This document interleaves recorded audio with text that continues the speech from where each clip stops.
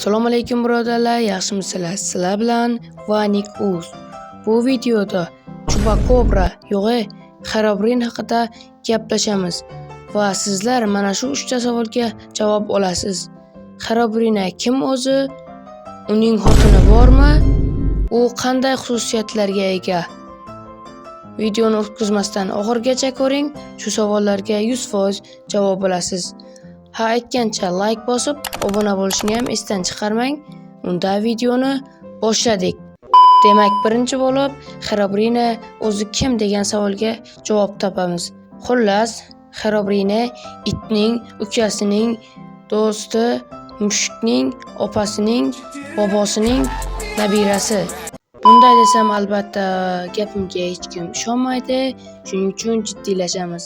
Xullas, Herobrine Minecraftda rasmiy tarzda chiqarilmagan, ammo ko'ringan, ko'zlari oppoq, soqolni 1000 yildan beri olmagan bitta mob. Endi esa ikkinchi savolga javob topamiz. Ya'ni Herobrinening xotini bormi? Shaxsan bu mavzuga kelsak, men o'zim yo'q deb o'ylayman. Agar unday bo'lganda, ular oila qurib, butun Minecraftni Herobrinelar bosib ketgan bo'lardi. Xo'p, mayli. Endi esa 3-savolga javob topamiz.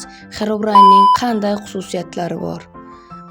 Uning birinchi xususiyati osilib osmonga ucha oladi, ikkinchi xususiyati esa og'zidan chicha oladi.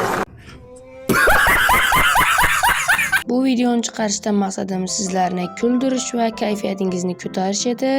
Menimcha shunday qila oldim deb o'ylayman. Xullas do'stlar, videoga like bosib, kanalga obuna bo'lib, meni poddersha qilishni davom ettiringlar. Mayli, keyingi videolarda ko'rishguncha xayr.